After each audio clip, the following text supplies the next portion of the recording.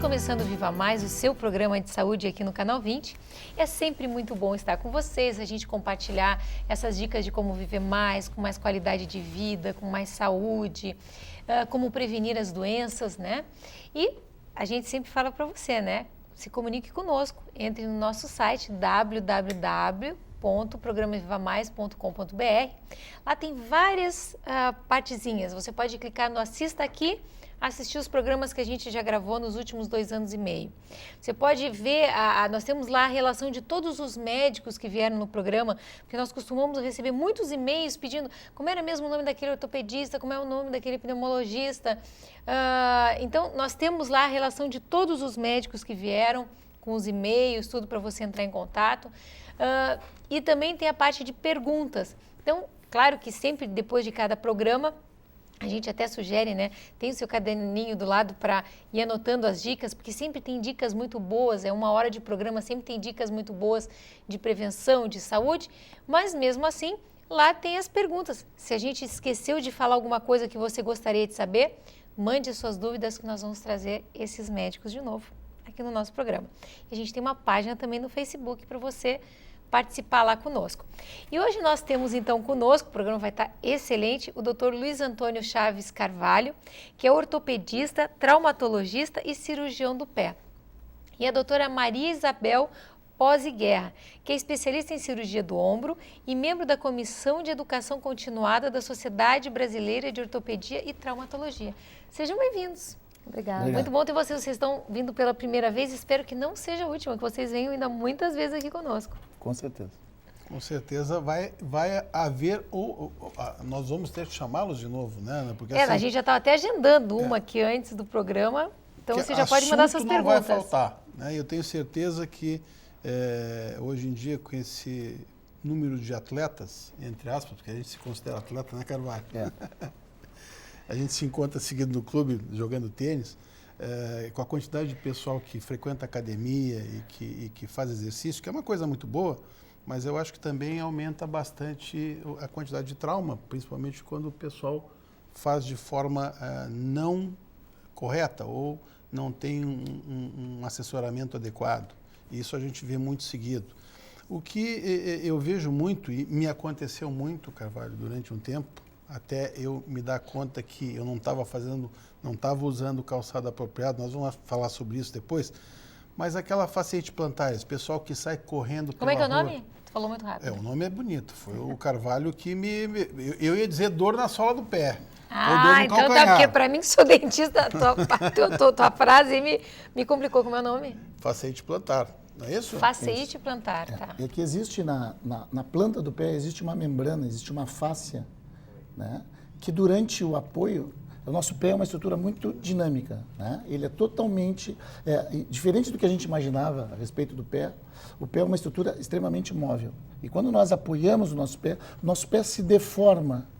E quando nós tiramos o pé do chão, o nosso pé, ele muda o formato. Então, ele deforma, ele aumenta de tamanho e diminui de tamanho. E essa estrutura é unida por uma fáscia, por uma membrana. E essa membrana, ao estirar, ela pode provocar uma distensão e dá uma dor na planta do pé, que se chama fáscia, ou facete plantar. E ela é muito frequente pela manhã, porque durante o sono, nós mantemos o pé numa posição mais flexionada e quando nós pisamos de manhã cedo, na primeira pisada, o paciente sente uma dor no calcanhar.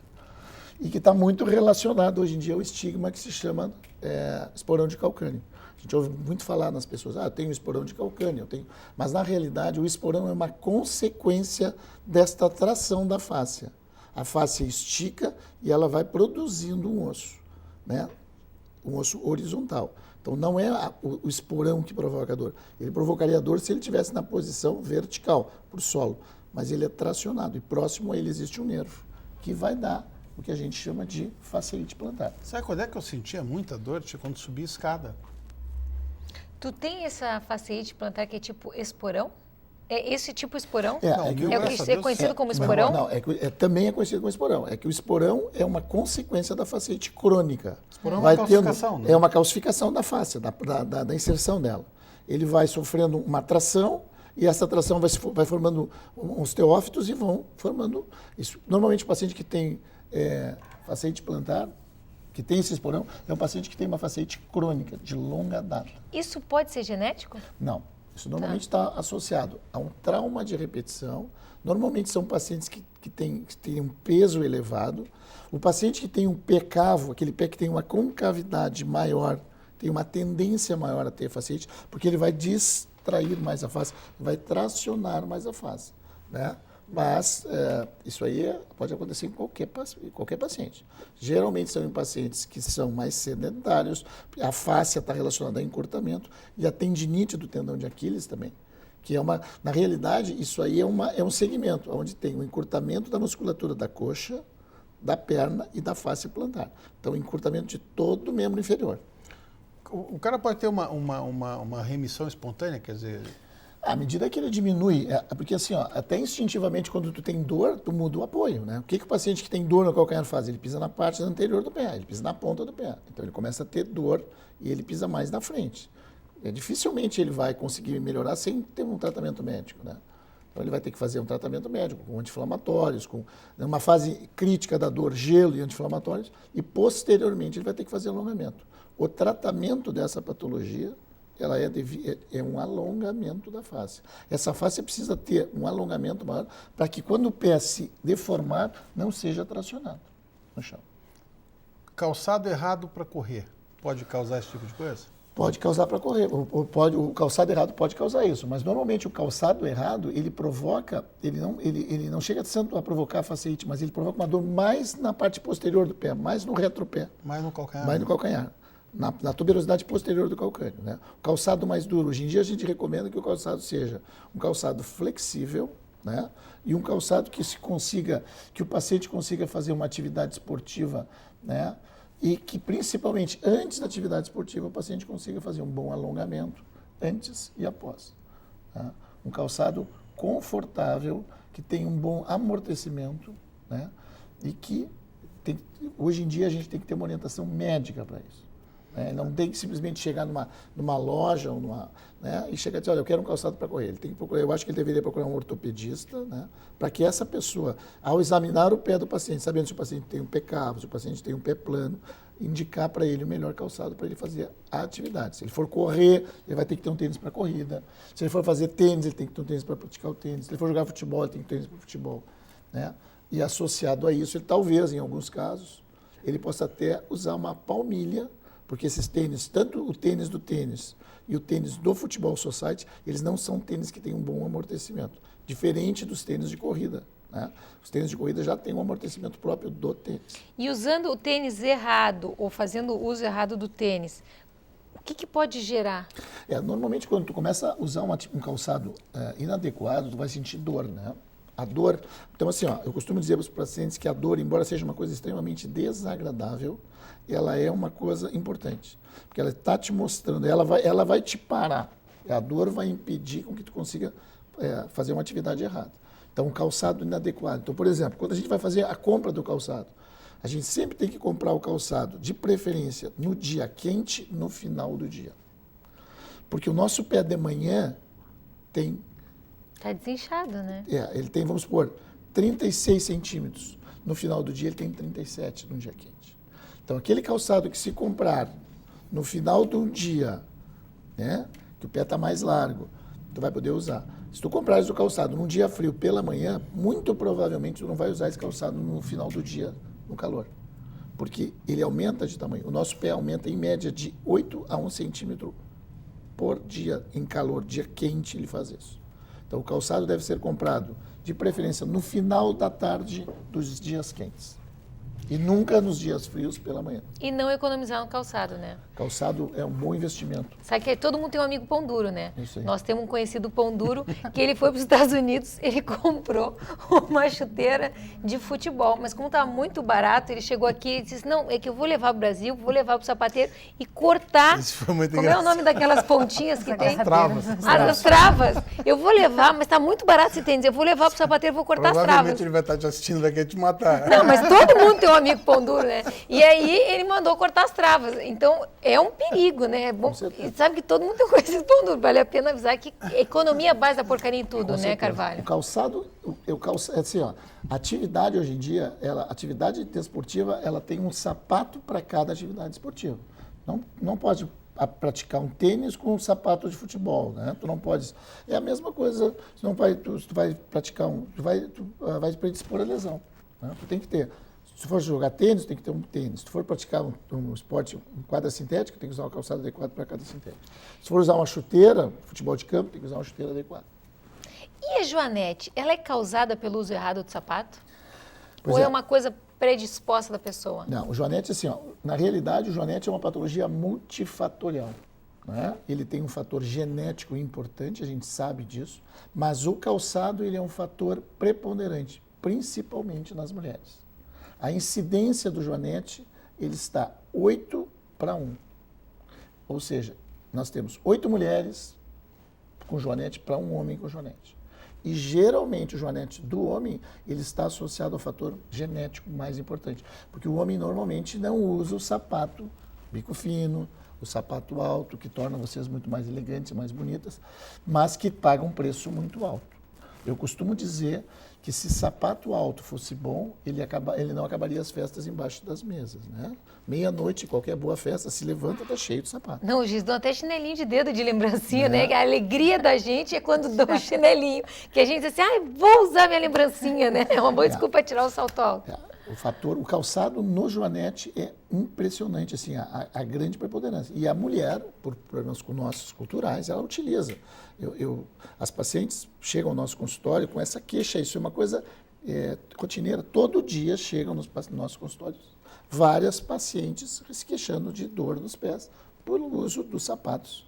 Então, o que a gente tenta orientar? A gente tenta orientar que a paciente, dentro do possível, né? Porque assim, ó, o sapato alto, nós não temos dúvida que torna a mulher mais bonita, que torna a mulher mais elegante, mais sensual, né? A mulher tem um caminhar muito bonito, só que o preço dessa elegância é muito alto.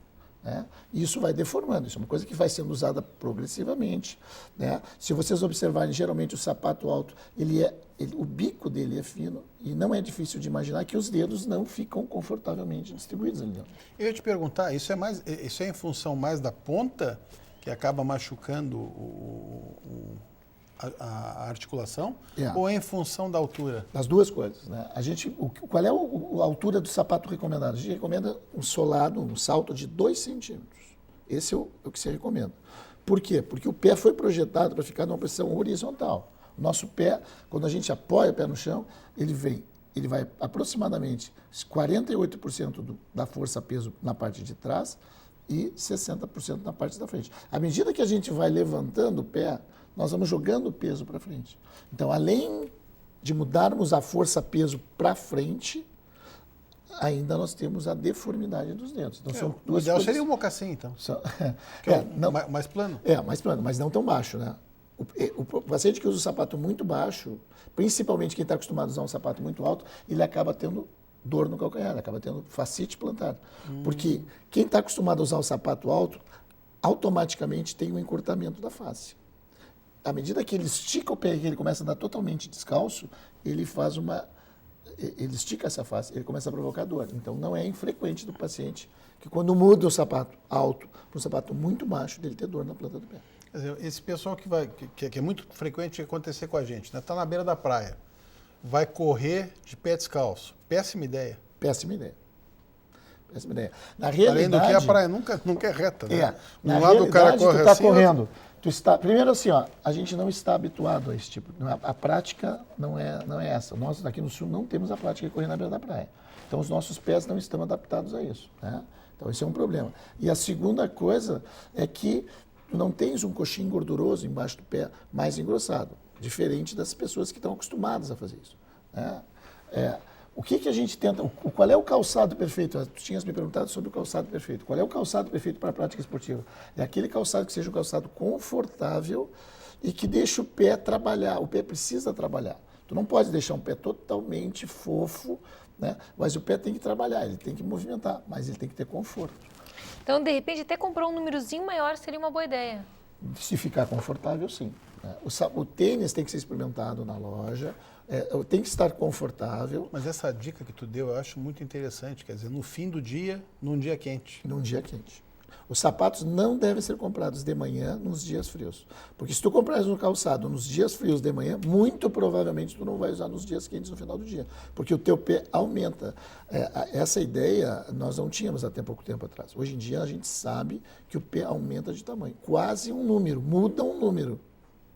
De 36, 37, quem usa 37, pode ter que comprar um sapato 38. Eu já fiz isso com a mesma marca de tênis, agora está explicado. Assim, eu digo, pô, mas vem cá, eu comprei aqui nessa loja a mesma marca e me serviu tão bem, agora eu vou correr de noite com o tênis e não está legal. Tive que comprar um maior. É muito frequente isso. E se recomenda, em termos de calçados esportivos, que não se tenha um único calçado. Se recomenda que se tenha 2 pares de calçado para cada esporte.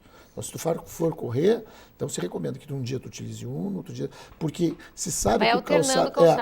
É porque ele deforma. Ele deforma. E o calçado, como tudo na vida, tem uma durabilidade.